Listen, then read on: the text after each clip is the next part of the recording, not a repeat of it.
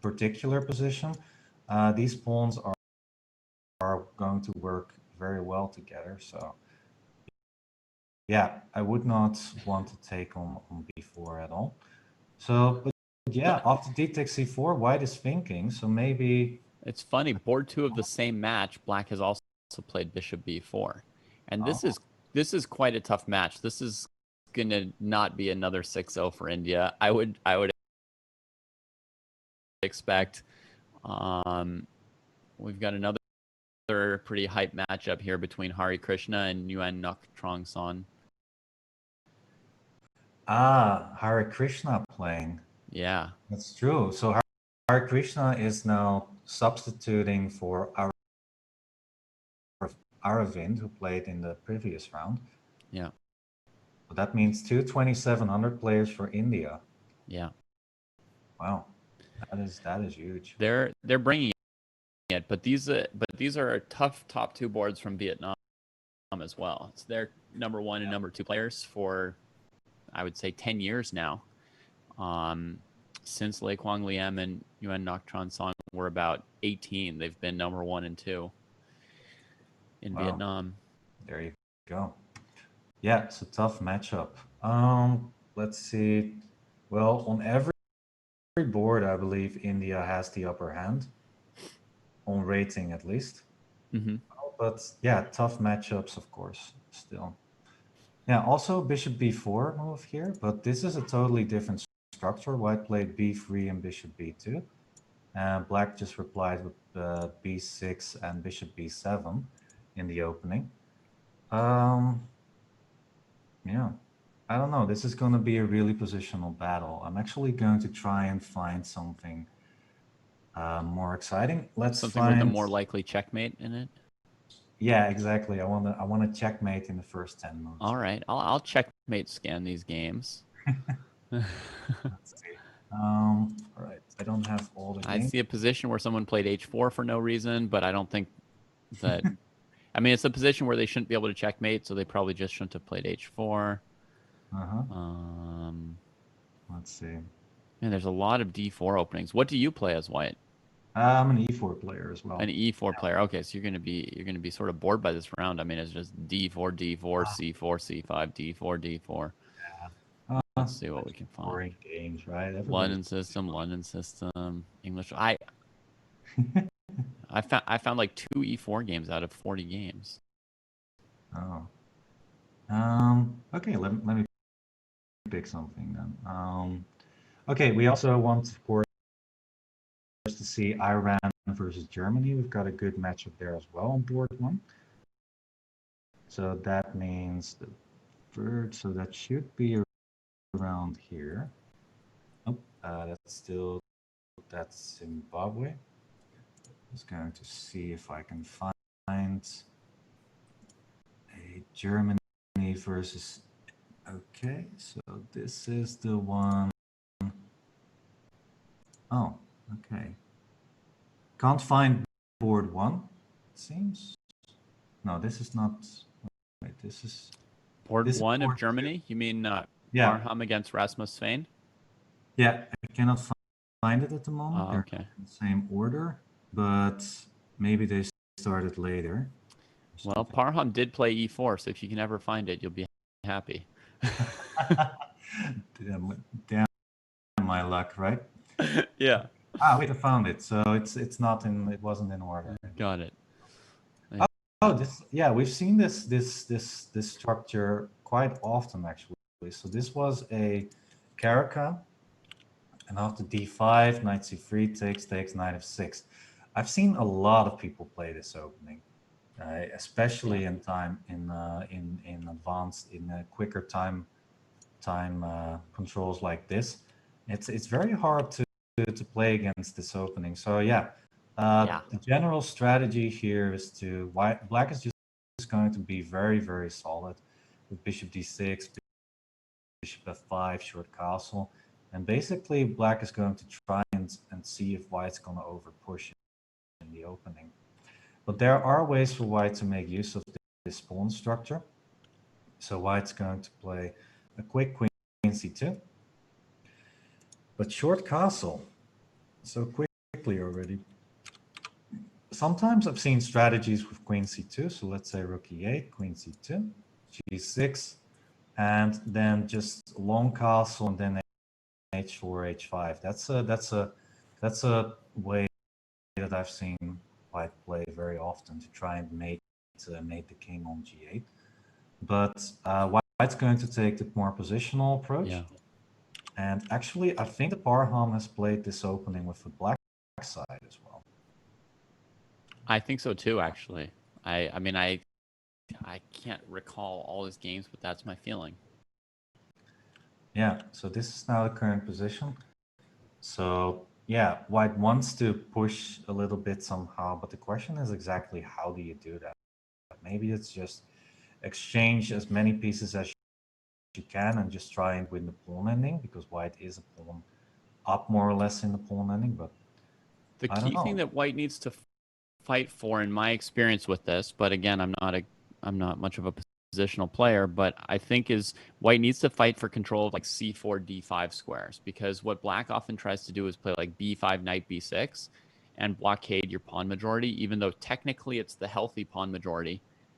If black blockades the c4 and d5 squares, you can't make a pass pawn, and it gives him outposts for his pieces. Yeah, that's true. The big drawback of a move like b5 is that white can attack it, for example, with a move like a4 at some point to try and get some weaknesses or some pressure on the queen side.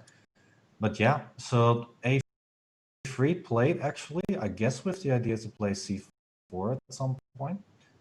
This looks pretty good for white, but yeah, it's still yeah, a long way from winning. I mean, would you consider playing c4 here already, or is it a bit too soon? I would consider it every move. That's the way I play chess. Is every move I look at the critical move, and then if it's bad, it at least tells me what I would need to do in order to make c4 good. Yeah, I think now is not a bad time, because the knight on e2 cannot really be attacked. The knight also has to move to e7 or c7, where it stands a bit more passive. So let's say e7 with maybe an idea to play bishop or knight f5. And yeah, I don't know. There are also ideas connected to this. So I'm just gonna share one of the ideas I have here. So b5, let's say black plays a normal move like rook 88. Sometimes you can actually sacrifice a pawn with d5. He takes c5, the queen moves. You have a very nice outpost for your knight on d4. The pawn on d5 doesn't really matter as much. And you've got ideas perhaps with knight b5 and knight d6. Also, that looks pleasant. Something like this is sometimes an idea. So very nice. And you called the first move of it. I mean, Parham did choose to go c4 here. All right. Seems like I'm on fire today. I'm predicting moves. Very happy. All right. So 97. Also now we'll see if he plays b4, or you know, another possible move would be rook a d1, maybe a sort of a simple move that helps support the d4 pawn. The moment you go for it, so to speak, with c4 by white, you have kicked black out of the center, but now both the c4 and the d4 pawn can require some defense. Some defense, yeah. For example, I would consider playing a move like bishop g4 here as black, with the idea, well, to take, of course, and then try and take the d pawn. And if white plays f3, then you've got a nice square on e3 to maybe make use of somehow. I'm not 100% sure if this is good, because, well, for example, let's say the bishop moves back and we play g4, king f2, rook h1. There are some ideas like that as well. And the knight on e2 is pretty safe there. I mean, with the knight on e2 protecting the d4 pawn, this could be very bad for black in the long run. Yeah. All right, let's see what's going on. So queen c3 played, all right, protecting d4. Rook 88. Yeah. Rook 81. Rook 81. Yeah, so the covering his stuff. All right. It looks pretty comfortable for white. It looks like he successfully played c4 and then defended the pawns that needed defense. So I think Parham's doing pretty comfortably here. I think so too. Right, we still got a lot of matches to cover, so let's take. Oh, actually, we've got good news. We got for China, Ding Liren has made an appearance. Ooh, so let's take. That is good. Chef's house. Oh my Chef's God. house with some queenside space. Where is that game? Sometimes the order of games are a bit scrambled. So okay, White's name is Yosef Tahar. Yosef game. Tahar. And Ding's name is Chef's House. Chess House, right? I see Chess Panda, but that's not it. Yeah. Okay. I'm going to try and find it later. I can't find it at this I'll moment. send you the direct link to it. All right. Let's see. In the Zoom chat. All right. It's a direct link to Ding's game. All right. Let's just come back to that game later. Let's first focus on. Okie doke. We still got Yobava. Of course, we're going to follow the Yobava match, or it's really there. All the games are a bit scrambled right now. Let's also, okay, I'm just gonna pick a random game in that case. It's very hard to find everything. This looks like fun, at least. So this is Zimbabwe versus Uzbekistan. Okay. And I guess this is, let me take a look. This is Farai. This is board 5. This is the youth board of Uzbekistan versus Zimbabwe. Yeah, so board 5. Yeah, cool. I thought this was an interesting position. I mean, white has got a knight on f6. And actually, white is an exchange up. But black has got some good dark square domination. White has a knight here, but for example, there are knight takes e5 ideas in the position. Yeah, that's the big idea for black to crack the dark squares. Yeah, so I don't think that white is going to hold on to this pawn. If you play a move like rook e1, then knight takes e5 is being played, and if the knight moves, for example, to g5, g4 to try and protect it, then simply h5, and you lose the e5 pawn. Yeah, this looks very interesting. If black can manage to take the e5 pawn, then black should have very good composition. I mean, 2 pawns in the center, got the bishop pair, a brilliant bishop on g7. So yeah. Queen e2, there's also now knight d4 ideas. I would actually play d5 here right now. Ooh, that's a good move. Let's get a pawn in the center there. If white takes, then the f6 knight is falling. Yep. So the bishop needs to go, let's say to b3. Now just something easy. I mean, can you take on e5?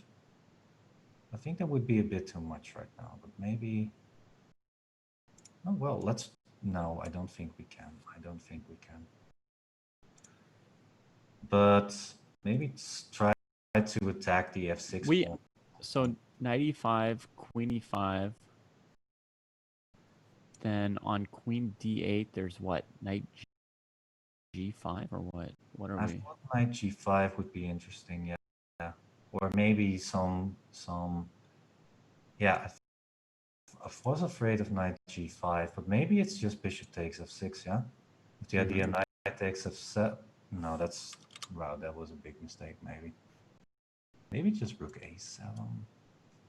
Queen takes f6. Oh, queen takes f6. Yeah, maybe that's the idea. Queen takes f6, knight takes king g7, and the knight's trapped.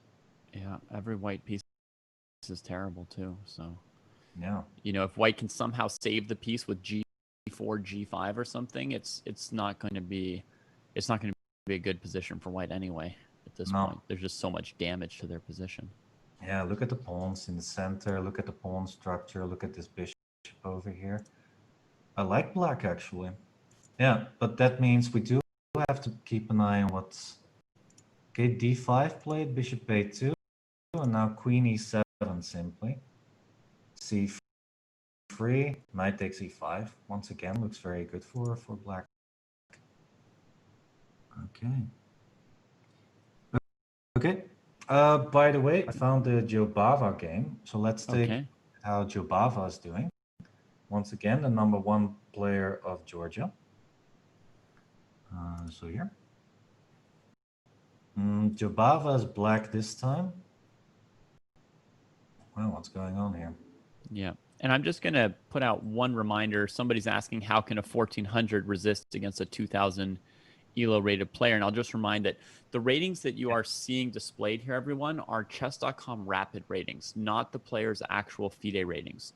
So, you know, someone who's just played 1 or 2 rapid games or none may have a very random rating that doesn't reflect how good they actually are. Yeah. So exactly. you're just going to have to go off of the players' names and what we do or don't know about them to guess at their strength, and then the moves they actually play. Yeah, I played, I'm trying to teach my girlfriend some chess, and that sometimes we play some rapid games together, and I try to teach her to teach her some chess, of course, but that also sometimes means that I am going to lose some of my games. So my rating on chess.com, I believe, is something like 2000 now because of that. So yeah, an illustration there of how that's possible as well. Yeah. And I play a lot of games against kids, and I purposely sack like my queen or my rook on like one of the first moves to play an odds material game to make it interesting. So yeah, exactly. Because of that. Sometimes I'm also teaching like queen against king, queen and king versus king positions or something. Yeah, that's how you can lose some rating. I think I lost 500 rating points at some point because I resigned. Yeah. Okay. So yeah, there's the point, everybody. About this game, Jobava is looking very, very solid, I believe. I think White's trying to create some initiative. When you have opposite colored bishops, you do want to try and get an initiative because, you got a lot of squares you can make use of. And but still, I think the black is just very much okay, especially because of the pawn on c2. That is could become a potential target in the long run. But yeah, he does need to be careful of some mating or some attacking ideas connected with rook e3. Yeah. In my experience in these middle games, the side that gets an open diagonal for their bishop tends to get the upper hand, or the side that gets the initiative, but it's often both. And so this f6 e5 pawn structure from black is, I think, clearly designed to keep White's bishop from ever taking over. Yeah. Yeah, and White does not have that. One move could be f3 at some point, to maybe control this diagonal. But on the other hand, if you play f3, then there are also no rook e3 and rook h3 ideas. Right. Yeah. So black should be free to put heavy pieces on the c and d file and do some combination of attacking the c pawn or simplifying. Yeah, exactly. Trying to simplify. How would you do that? Maybe just put a rook on d1. Well, rook d8 is very logical. Yeah. I guess move like f4 could be a consideration at some point. But that doesn't work at the moment. I'm trying to create some mating ideas like this, but there are always tactics in the air with queen c5 and so yeah. The other tactic White has to always keep their eye on is bishop f7. And queen takes. So you always have to be ready to play queen g3, and that means if you played f4, then black will also be able to play e takes f4, attacking your queen. So I think it looks pretty promising for black. Yeah, I think so too. So yeah, let's move on to another game. Let's see, which one shall we do? So we've got here, I can't find Still can't find the board 1 with Ding Liren versus Taher. But we've got the board 2 of China, and Yu Jiangji is, of course, no small player either, also 2,700. I'm glad you've got that, because I've had my eyes on this position here, which is very exciting to me. All right. So we've got some... Yeah, it's some kind of funky King's Indian. Yeah, I'm trying to figure out what's going on here. I mean, White's got some... It's white to move even. Can't you just take a pawn? Or would that be too much with rook f7 and rook h7 afterwards? Which pawn you want to take? I want to take the h pawn. The h pawn. Oh my goodness. I don't care. I just want to grab some pawns like yes, sir. Wow. Pawns. No fear. Just go for it. I suppose, yeah, I suppose you could take that pawn. This is the pawn I would have taken. Have queen g5 ideas as well. So after rook f7, just trade off the queens, and there's no mistake. Just, I mean, black still needs to get his queen side developed. So I think white is doing okay. Okay, no takes. But he played. This is what I would have done as white. Just trade on f8 while the rook on a8 can't recapture yet. Yeah, that would be my priority. Yeah, knight f3 is also coming on the board. I think both options would have been good. Maybe this one is actually better because you're threatening so much at the moment. Still, bishop takes h6 is in the position. Knight f3 is still in there. Looks really good for black. And let me check one thing. Yeah, so everybody, once again, if you take a look on the left side of the board, I'm going to do this probably a lot of times, but you can see the current results that we have. So we're going to... I'm trying to figure out which side's left. Yeah, like I'm pointing to the right side right now, but of course for the viewers, that's the left side. So take a look at that. There we go. There you go. Yeah. Standings. So we're trying to keep the results updated for you, everybody, so that you've got an update on how the matches are going. Yeah, not a lot of results yet. I really don't see a lot at the moment. That means that almost every game is still going on. I see one result, and that is Uzbekistan versus Zimbabwe, a win for Uzbekistan. Yeah. This looks very good for white though. So I'm thinking that white will have a win here for China as well. Is there a match that we still have to cover? I see a player playing for mate. If you'd like to comment on the likelihood of success here. It's Summer Storm against Fariza. Ooh. That's a piece down for white. Yeah, I mean, a sacrifice. Bishop takes h6, going for checkmate. But to me, it doesn't look likely. Let's take a look at how this happens. So c takes d4. The bishop was trapped. I think maybe it was a necessary sacrifice. So takes knight f5. Bishop f8, knight h4. I don't think this should work. The knights are blocking each other. And knight c6, queen f3, but okay. This is not that bad for white anymore. Now the knights are not blocking each other anymore. And after bishop c8, white got some initiative on the c file right now. It's amazing because it seemed like black did everything correct. They just kept trying to trade off the knight on f5, and all they need to play is bishop takes knight without white having rook c7, shall we say, and they would have dealt with white's initiative, right? Yeah. But unfortunately for black, white came up with this idea of doubling rooks on the c file, and it seems like the sacrifice that was no good has gotten completely plausible again. Yeah, I think that black was a bit too passive, maybe. So bishop b3, very instructive move. The bishop is really well placed on eyeing the f7 pawn. Maybe this is a moment where black could have played something better. I don't know. Play something active like bishop takes e4. Oh wow, I did not see well, I mean, you can do the knight trade first too if you want. That's perfectly fine. Well, yeah. Like Let's see if this works. Not sure though. I mean, you are opening up this diagonal, but looks okay. Let's say queen d3. I think you can just take here. I don't see a way for white to make use of it because, for example, if the knight moves somewhere, you always have e4 as a move. Yeah. Yeah. So I think this was the moment where black went wrong. Yeah, and bishop takes e4 was definitely better than the bishop c8 move here. And after rook c2, rook c1, white's looking very good. I don't see a way for black to stop rook c7 here. It's a surprise. I think it's a surprise to black and a surprise to me because I thought white might be running out of ideas, and then they came up with this.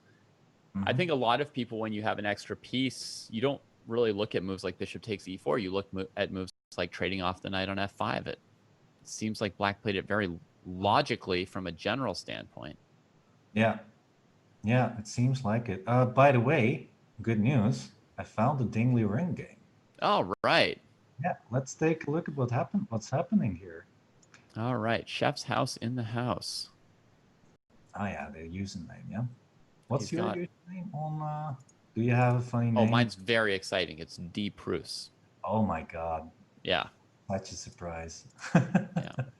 I mean, I always try to find some funky usernames there. For example, Chess Panda, that's Yu Yang Yi's username. Yep.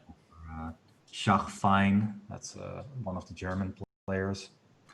Or Exotic Princess, of course. Or Exotic Princess, of course, the most exotic username here.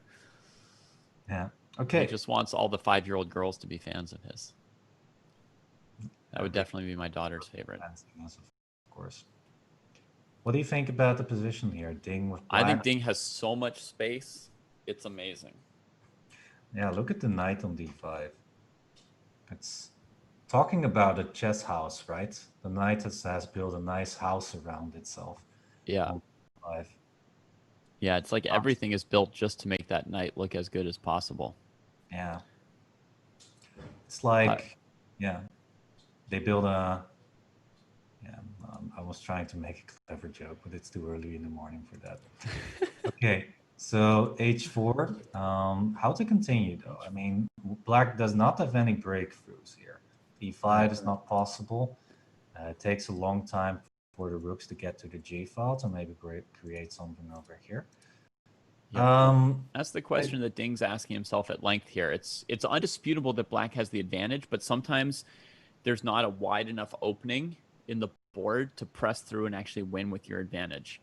So we see either the g file or the h4 pawn as places to attack. And finally, there's a second plan, which would be to sacrifice a piece on like c3 and then b4 to make a couple connected passed pawns. Yeah, there are always ways to sacrifice like that. That's something that white really needs to keep an eye on. But rook h8 is a bit of a mystery for me. I mean, the h file, I don't think white is ever going to take on g5. Mm-hmm. Or maybe actually that was a threat. Let me try this for a little bit. Like, what happens if white takes everything? This looks terrible, but just to get an idea of how to play after this, the h file is now opened. But my idea with white, I just want to put a knight on f4 and see how black can continue this. Yeah. But I guess a move like rook h2 is very dangerous, followed by rook move that stops knight f4. So he may have played rook h8 deliberately to prevent this.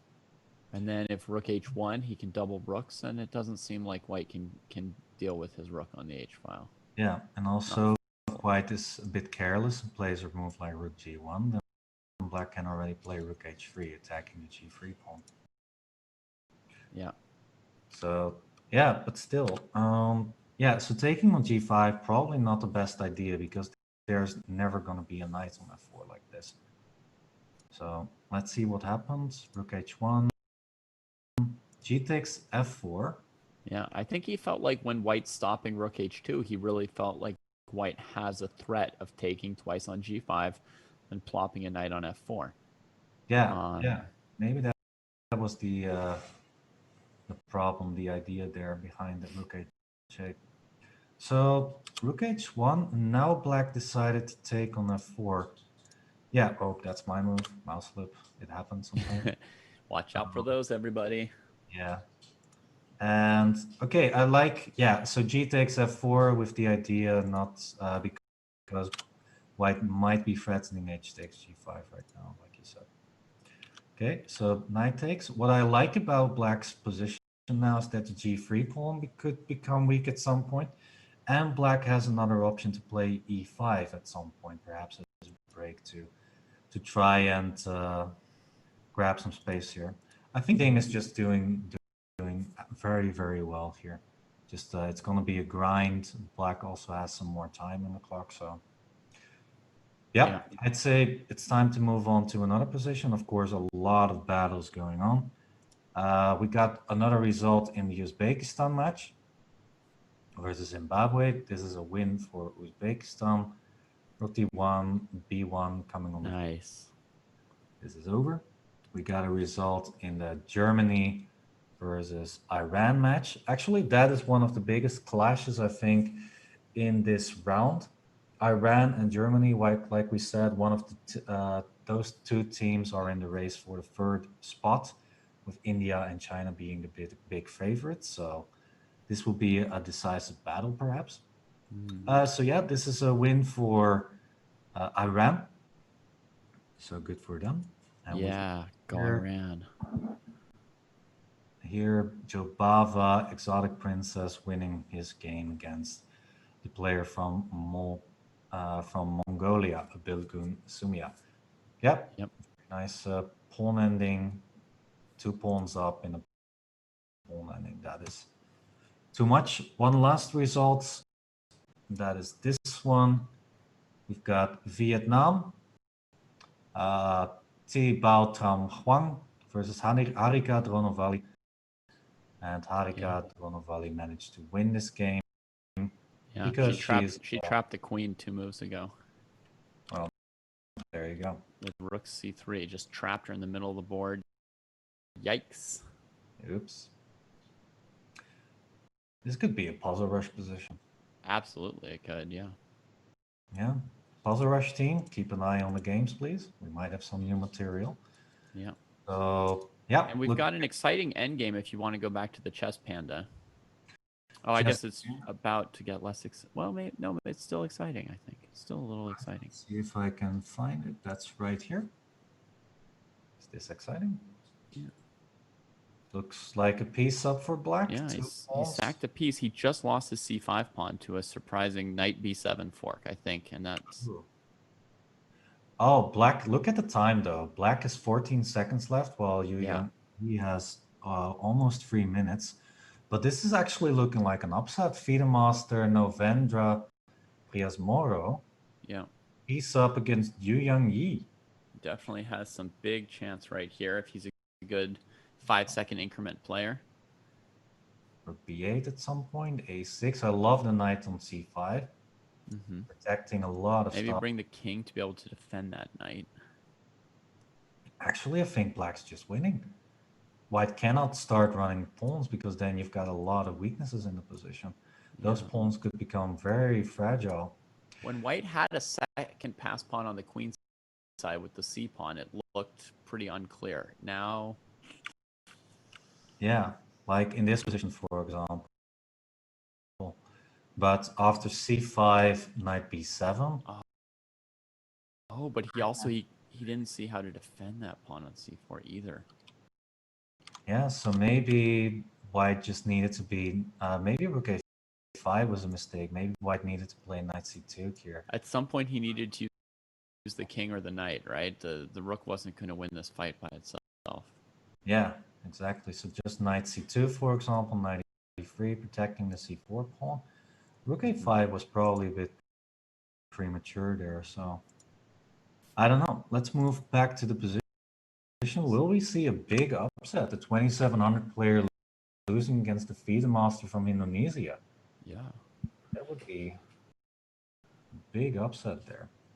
Okay, more results are coming in, so everybody keep an eye on the left side of the board where the results are going to be updated. I found a nice position here. which could be interesting. So this is Rowan Vogel. I think you pronounce it Vogel, I'm not sure. Playing against Arjan Golani. So that is the youth board of Germany versus Iran. Once again, does he have dots on the O? Because if it's just Vogel, it would just be bird. Vogel. Vogel, yeah. I think technically you have got I think the name has supposed to have dots on the O, but it should have dots. Okay, so then yeah, it would be Vogel, which would be the plural birds. We can check. No, also on the pairings you see no dots on the O, so it's actually just Vogel. Bird. All right. I hope he plays the bird sometimes, but White's queen being traded in for some rooks. That's a good decision, I guess. The king is very exposed. With the bishop especially coming to d5, but white is very solid. Maybe a move like just start running with the a pawn could be interesting. But now black's got a lot of checks. At least a draw, I would say. Queen g4, queen g5, perhaps. I think black should play for more. I think he should advance the g pawn and try to win. Or try to get a pawn to h3 and then mate on g2 or something. Yeah. I don't know. It's very well. The knight is definitely worse than the bishop. I think that's h5. Let's go. Yeah. Let's go. Spread your wings. Fly those pawns to the other side on the board. With this king so open, I think you can always give a perpetual. So I think like black risks essentially nothing. Yeah, I agree there. So let's see. I'm also trying to find some other results here because this is the big match so far. Let's take a look. This is the youth board, the women's youth board. So this is a win for Germany. Oh my goodness, Yu Yang Yi got his piece back. The upset. He got it back. The upset, yeah. Knight fork. With the opponent just playing on the increment. Oh no! Wait. Let's find. Oh no! Oh, you hate to see it. That hurts so much. 93, attacking the king and the bishop. We may have to wait a little bit longer for a big upset. Yeah. Oh my god. And he was doing so well. King takes d5, one pawn versus a piece. This should have been a knockout for white. Yeah. Oh my god, that hurts so much. Is white winning now? Seems like it with the extra pawn here. Seems pretty tough for black. h6, or just g7, knight f6. Wow, no, I hate to see it. Yeah, it's now just winning for white. Oh, nice move. He stops the other knight from coming to g6. He takes away black's defensive resource. Yeah, it's just over. Just rook g7 now, with followed by knight f7. Looks absolutely winning. But yeah, there's no rush. Just play king d3 first. Yeah, maybe just trying to trap that knight. King d4. Yep. Ouch. Ouch. Ay, that's so painful. All right, so this is over. Let's move on to another game. I've got board 2, the Vietnam versus India match. So yeah, Yukari. Nice. Interesting.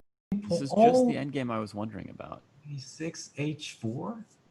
Is this a winning pawn ending for white after h4? I think it is. Wow, that's some nice calculation. Because after g5, hg, h4, white has time to play g6. Yeah. And your king is still covering the h pawn. And the black king will now not be able to take your e pawn when they run the h pawn. Yeah, you're in the it's not triangle. What's the English word again? We call those squares. Squares. You call a four-sided object a triangle? And no. I was trying to find the right word. It's not triangle. It's fair. Yeah. So this is This is just winning for white after h4. Very nice, instructive moment there. Wait, but black swindled him somehow out of this. Oh, look at this. What? wait. How did this happen? What's going on? Black is now pulling up. We're praising Hari's brilliant transition, but somewhere in there was a mistake made. I think white just should have pushed the e pawn instead of going for the g and the h pawn like he did there. Now it's suddenly black who has some chances. Are those chances though? I think this should be a draw still.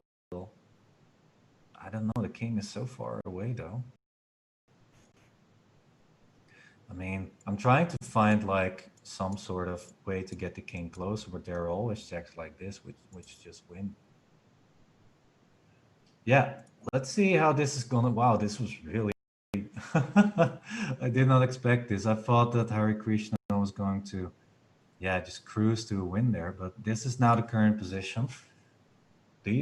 What do you think are the drawing chances here for white? Actually, there are 2 games left. Very tough. Only 2 games. A4. I'm not sure what's going on here. Oh, yeah, I don't know either. The king is very close, which is good.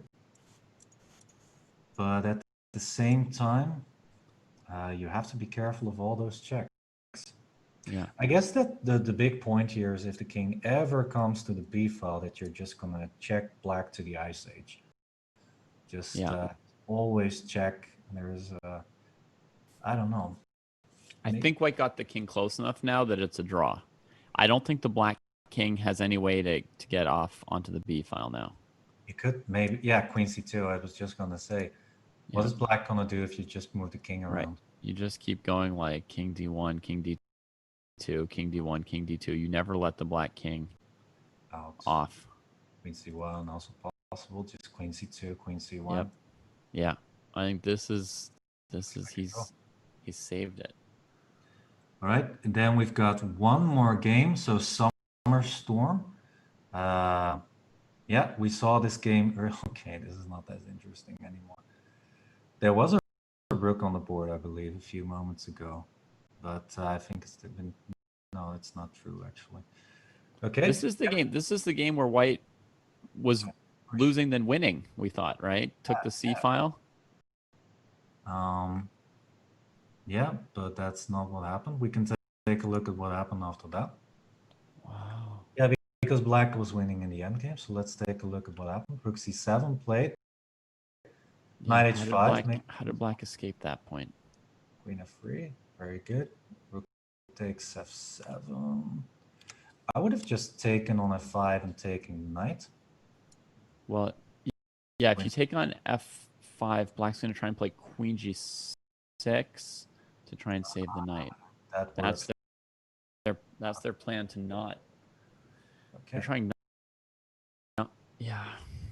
Black one. Black one. About that. Let's see.